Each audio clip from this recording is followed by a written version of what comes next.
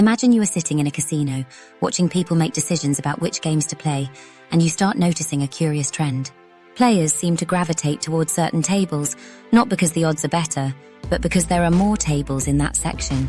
This is a perfect illustration of the category size bias, where people assume that outcomes are more likely simply because they belong to a larger group.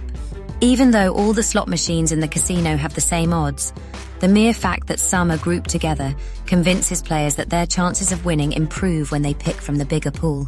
This kind of thinking occurs in many aspects of life, influencing decisions and judgments without us realizing it.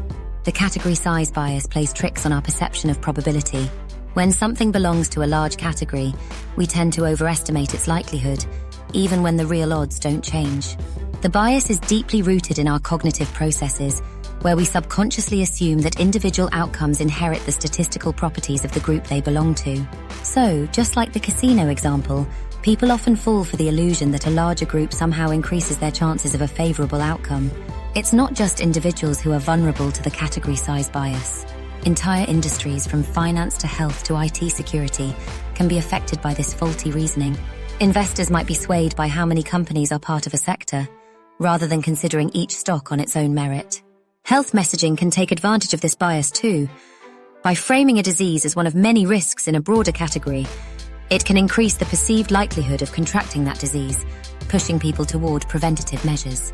While this use of the bias may have positive outcomes, it still underscores how easily our brains can be manipulated by the size of a category, rather than the real data behind it. At its core, the category size bias is about the brain's tendency to rely on shortcuts. When faced with complex probabilities, we often fall back on these mental shortcuts to make decisions more manageable. But the bias skews our judgment, especially when the likelihood of an outcome should not be affected by the number of related outcomes. It's like mixing up the probability of one bird being large just because it belongs to a large flock. In real-world contexts, the category size bias can have significant consequences. For instance, in the realm of IT security, people might assume that a threat is more serious simply because there are more preventive measures available for that type of risk. But that doesn't mean the risk itself is more likely to occur. The bias also has subtle effects in areas like marketing and decision-making. Companies might design their branding or product lines in ways that play into this bias, pushing consumers to think that choosing from a larger category means better odds of satisfaction or success. Fortunately, there are ways to counteract the category size bias. The key is to slow down and critically evaluate the assumptions driving your decisions. Instead of letting intuition guide you when probabilities are at play, take a moment to logically assess the situation.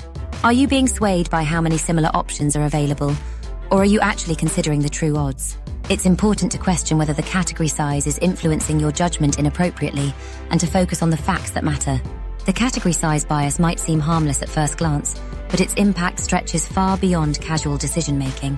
From the casino floor to high-stakes investments and health decisions, this bias shapes how we view probability and risk. And as long as we remain unaware of its influence, we're likely to keep falling for the illusion that bigger groups equate to better chances. But by acknowledging the bias and actively working to avoid it, we can make smarter, more rational decisions, grounded in reality rather than misleading shortcuts.